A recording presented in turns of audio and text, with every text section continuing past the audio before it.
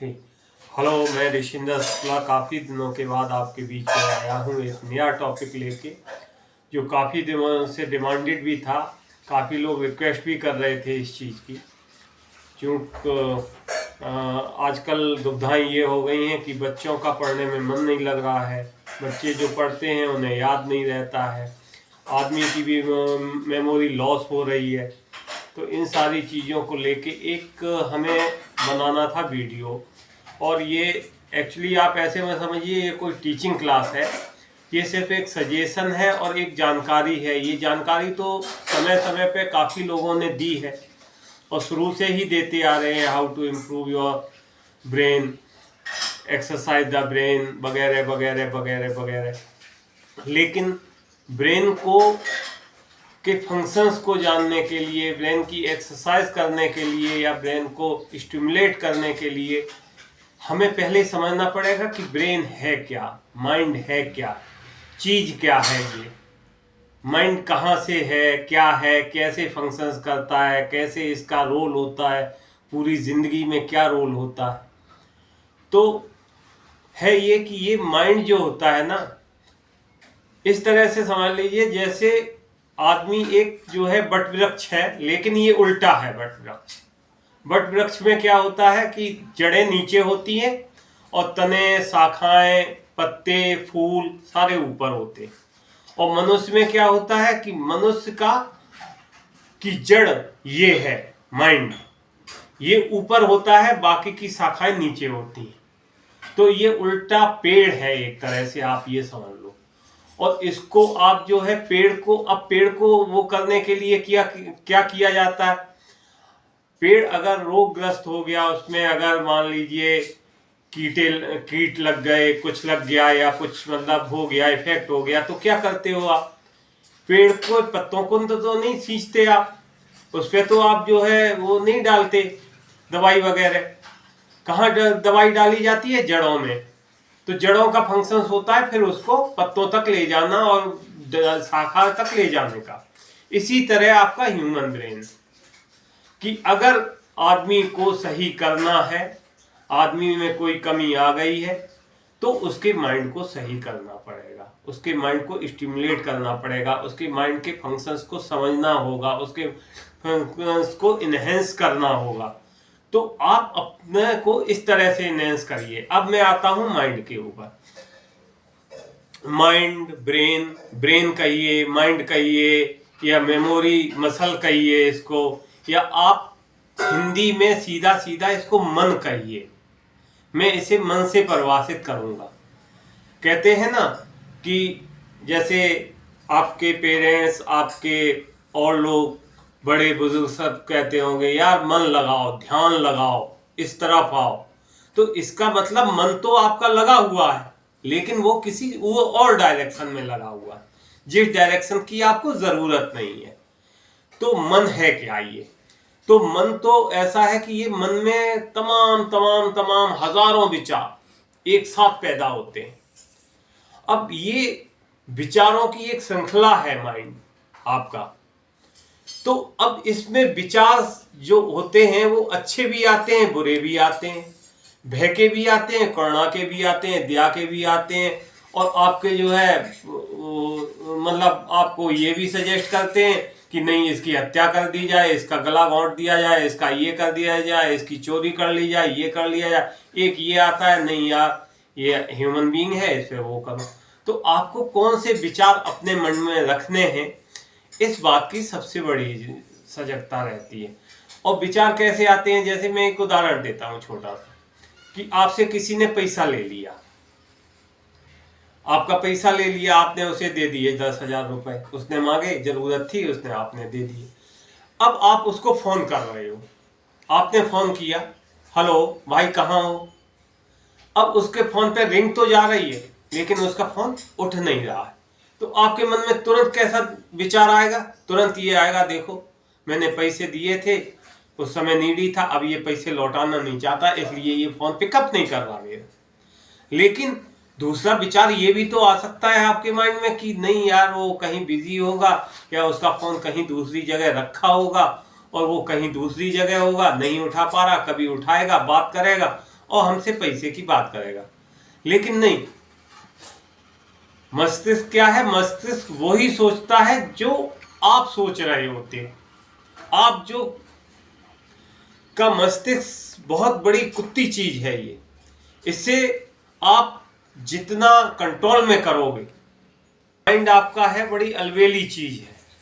इसको इस तरह से समझिए कि इसको आपको कंट्रोल करना है। How to control your mind. तो एक कहानी से मैं स्टार्ट करता हूं कि कैसे होता है माइंड का कंट्रोल। कि एक बादशाह था और एक थे हसन बकरी।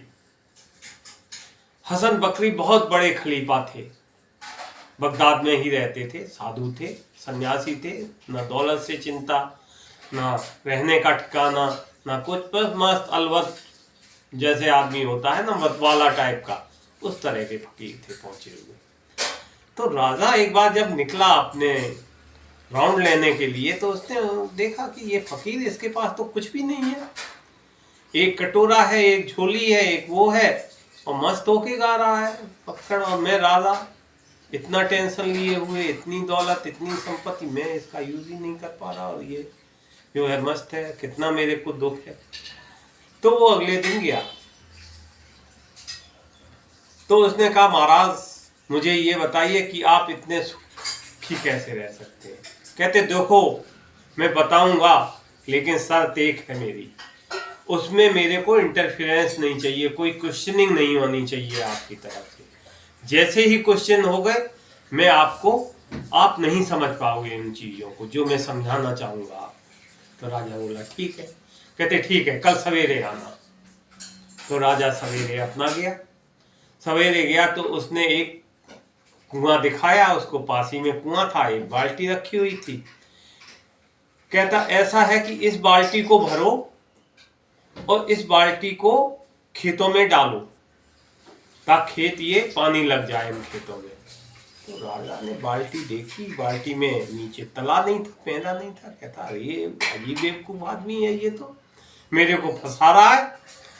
कह रहा है कि इससे कैसे, हाउ इट इज पॉसिबल, कि मैं कैसे पानी ले जाऊंगा, पानी आएगा ही नहीं इसमें। लेकिन शर्त थी। तो राजा ने कहा चलो करके देखते हैं।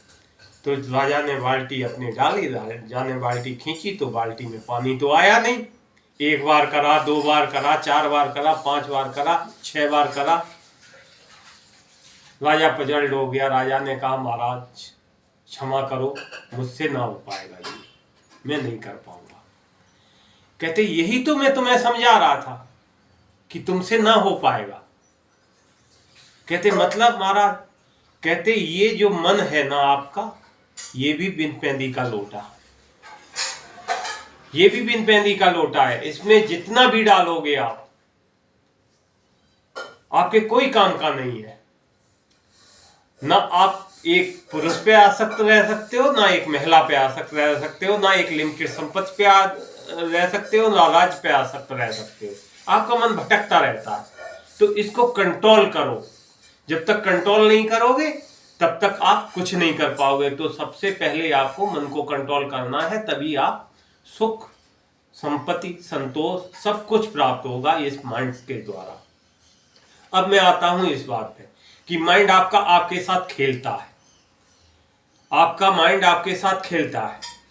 सोचिए, समझिए इस चीज को कि माइंड कैसे खेलता है आपके साथ। आपके मन में ये विचार आपने सोचा, ये आपका अनकॉन्शियस माइंड सोच रहा है, कॉन्शियस माइंड नहीं सोच रहा।